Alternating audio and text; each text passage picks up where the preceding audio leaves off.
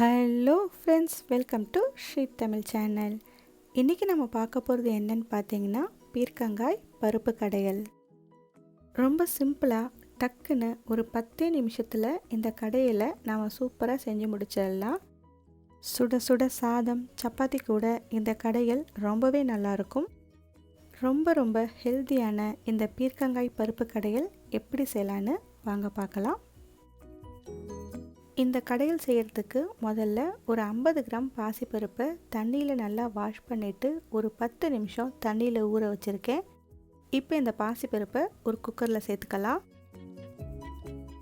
அடுத்து இது கூட ஒரு 8 சின்ன வெங்காயத்தை பொடியாக நறுக்கி சேர்த்துக்கோங்க. ஒரு மீடியம் சைஸ் தக்காளியை நறுக்கி சேர்த்துக்கோங்க.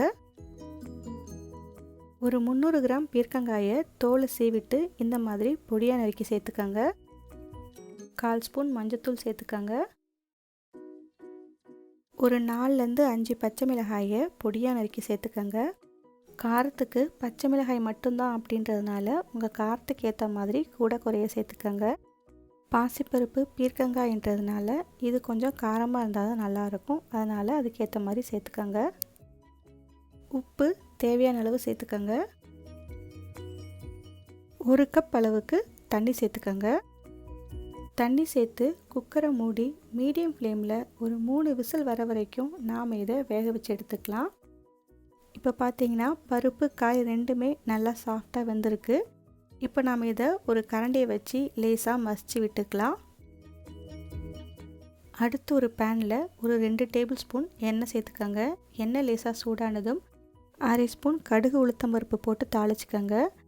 கடுகு உளுத்தம்பருப்பு வெடித்ததும் இன்னும் ஒரு 1/2 ஸ்பூன் சீரகம் போட்டு தாளிச்சுக்கோங்க. அடுத்து ஒரு 3 சின்ன பல் பூண்டை லேசாக தட்டி சேர்த்துக்கோங்க. 2 காஞ்ச மிளகாய் சேர்த்துக்கோங்க. கொஞ்சமாக கருவேப்பிலை சேர்த்துக்கோங்க. இப்போ இந்த தாளிப்பில் நாம் கடைஞ்சி வச்ச பீர்க்கங்காய் பருப்பு கடையில் சேர்த்துக்கலாம். பருப்பை சேர்த்து ஒரே ஒரு முறை நல்லா கலந்து விட்டு ஒரு கொதி மட்டும் வந்தால் போதும், அதிகமாக கொதிக்கணும்னு அவசியம் இல்லை.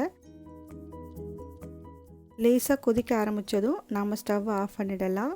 அவ்வளவுதான், சுட சுட பீர்க்கங்காய் பருப்பு கடையல் சூப்பராக ரெடி பண்ணிட்டோம். இந்த பருப்பு கடையில் சுட சுட சாதம் சப்பாத்தி கூட சேர்த்து சாப்பிட்டு பாருங்கள், ரொம்பவே சூப்பராக இருக்கும். ஓகே ஃப்ரெண்ட்ஸ், இதை நீங்கள் வீட்டில் ஒரு முறை ட்ரை பண்ணி பார்த்துட்டு எப்படி இருக்குன்னு சொல்லுங்கள். தேங்க்ஸ் ஃபார் வாட்சிங்.